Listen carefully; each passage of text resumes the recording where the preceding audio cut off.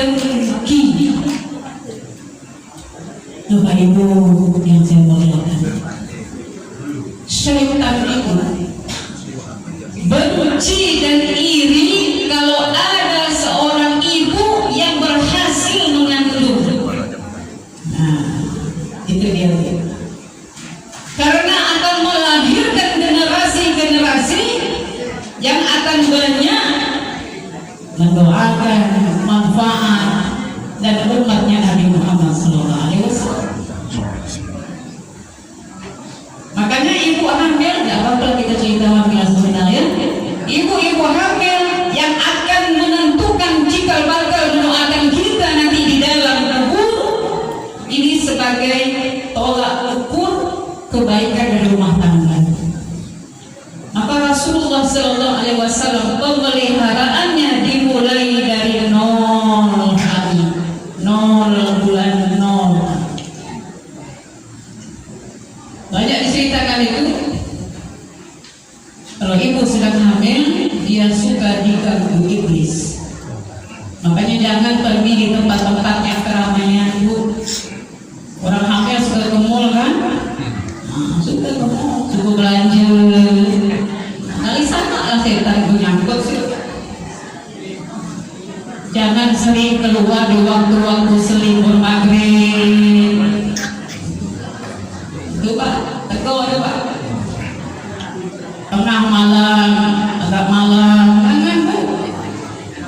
Apalagi ada waktu yang rawan, dan waktu ini dilarang bahkan Pak. Ini kita cerita sedikit tentang sholat. Kita ini Pak ada 3 waktu yang dimakruhkan, bahkan sudah sampai kepada haram untuk melaksanakan sholat wajib. Yang pertama kapan? Yang pertama adalah ketika terbitnya matahari. Itu antara syuruk dengan terbit itu hati-hati Pak. Makanya jam 10, maksimal duha itu jam 11. Setengah jam menjelang zuhur, hati-hati.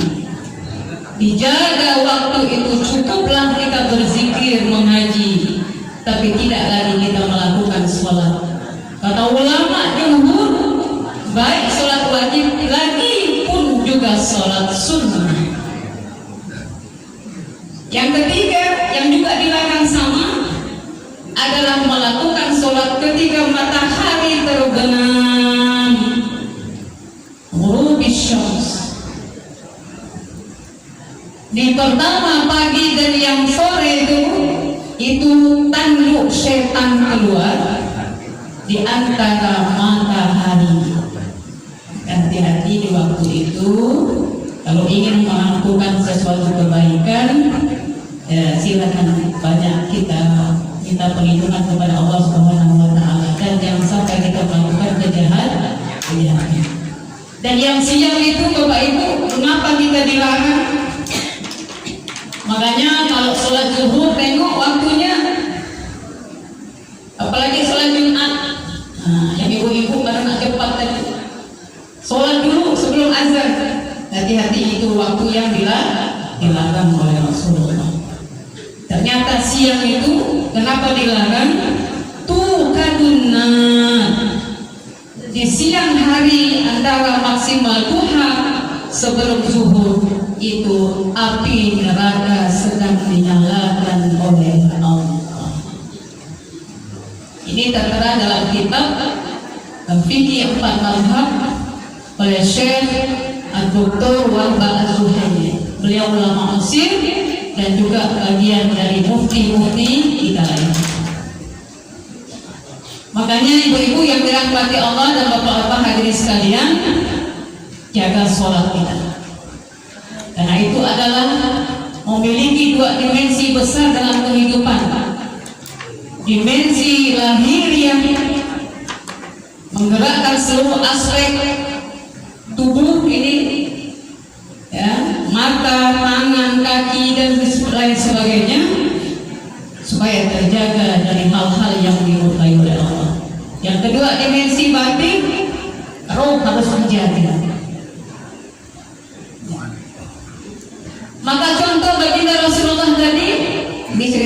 belum selesai tadi ya? Sudah selesai apa belum tadi yang Mesir ini? Sudah ya?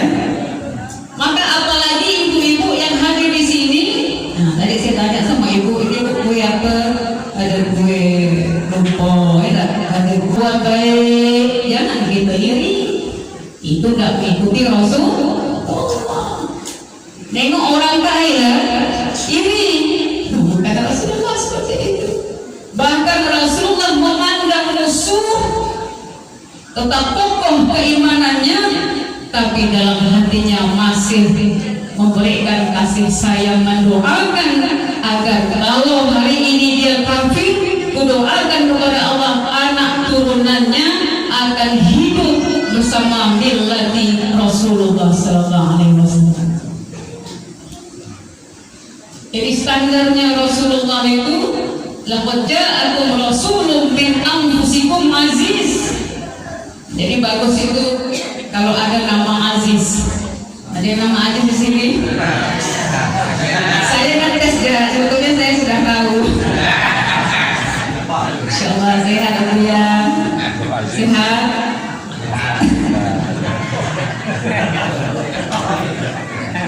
Kalau ceramah jam segini memang kawannya lah. Ada Aziz ya Pak. Satu keberuntungan hari ini. Azizun alaihi ma'anikum. Rasulullah itu orang yang peduli. Nah itu. Jadi kalau ada orang Islam yang cuek, bukan keturunan baginda Rasul sallallahu alaihi wasallam.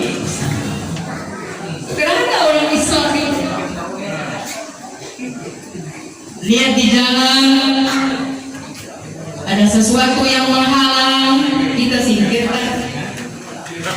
Oh itu sampah dia pelit, biaya dia seorang yang mana mungkin lah ya. Tidak, semua tidak seperti itu. Rasulullah mencontohkan menyukai kebaikan sekalipun musuhnya berbuat jahat kepadanya. Ini yang sulit tuh. Kalau kita berbuat baik kepada orang yang baik, wajar. Tapi kalau kita kepada Rasul sallallahu alaihi wasallam, saya menghitung waktu ya Bapak Ibu sedikit tadi.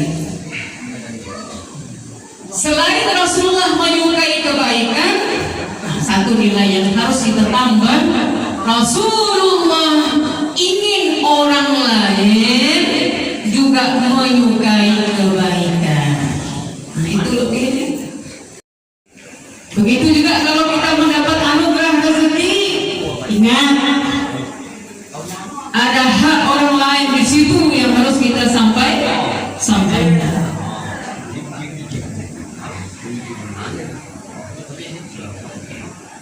Pada satu hari baginda Rasulullah SAW membaca dua ayat, Bapak Ibu.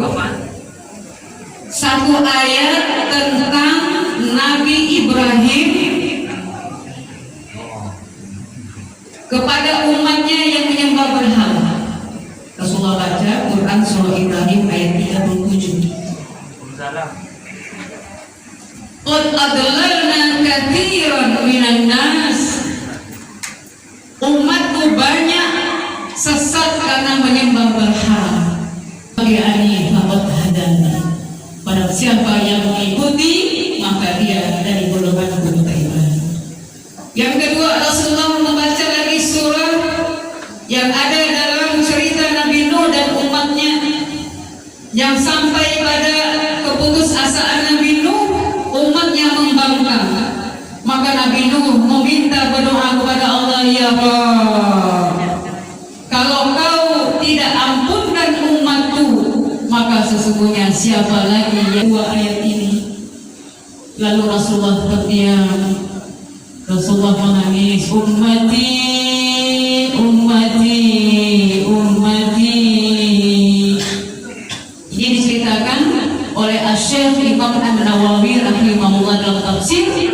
Dua ayat ini dibaca Rasulullah langsung berderai bercucuran air matanya. Rasul memikirkan bagaimana nasib umatku nanti kalau yang sudah terjadi pada umatnya Nabi Ibrahim dengan berhalanya dan umatnya Nabi Nuh yang ditenggelamkan Allah. Sampaikan wahai Jibril kepada kekasihku Rasulullah, sanurdika fi ummati, sanurdika fi ummati wala yasur, akan selalu membuat engkau senang ya Rasulullah tentang urusan umatmu. Allahumma sholli ala Muhammad. Janji Allah Bapak Ibu kepada dengan urusan umatnya kita ini, Masya Allah. Makanya rajin-rajinlah berselawat kepada baginda Rasul Sallallahu Alaihi Wasallam. Hari ini yang bisa kita lakukan selain Assalamualaikum warahmatullahi wabarakatuh. Waalaikumsalam warahmatullahi wabarakatuh.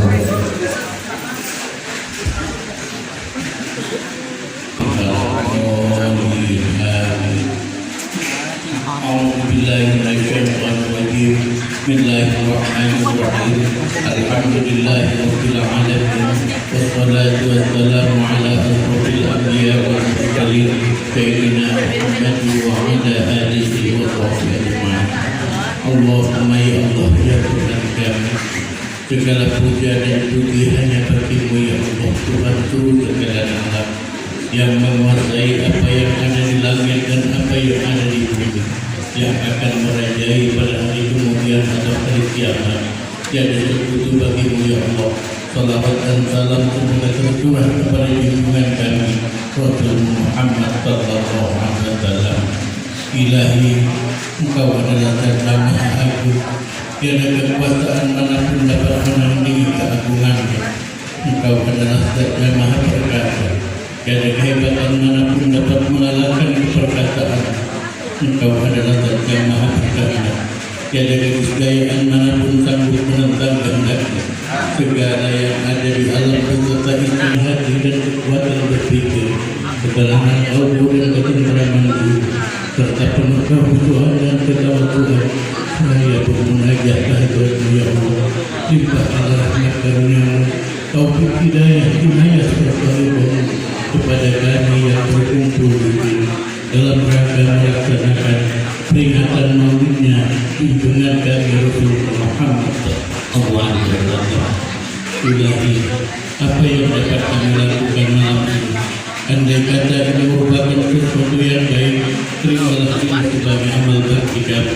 Dan andai kata yang kami lakukan terdapat kekeliruan dan kesalahan, maafkanlah kami ya Allah, karena semuanya merupakan kekurangan, kedhaifan, keterbatasan yang ada pada diri pribadi kami. Ya Allah, Zat yang Maha Pengampun lagi Maha Penyayang, ampunkanlah dosa kami, dosa kedua orang tua kami. Kasihanilah beliau berdua, sebagaimana ia telah mengasihani kami pada saat kami masih kecil. Terima semua amal ibadah yang layak di sini sesuai dengan amal baktinya. Ya Allah, ampunkanlah dosa dan kesalahan para bapak-bapak dan para ibu-ibu kami, para pemimpin-pemimpin kami yang soleh dan soleh, baik mereka yang masih hidup bersama kami maupun mereka yang telah mendahului kami, yang telah menghadapkan wajahnya ke hadirat-Mu sebagai pahlawan umum bangsa di tempat peristirahatannya yang terpadu. Ya Allah, hanya kepada-Mu hamba menyembah dan hanya kepada-Mu hamba berpercaya. Allahumma jamilna bil afi wassalam wa hasilna bitaqwa wal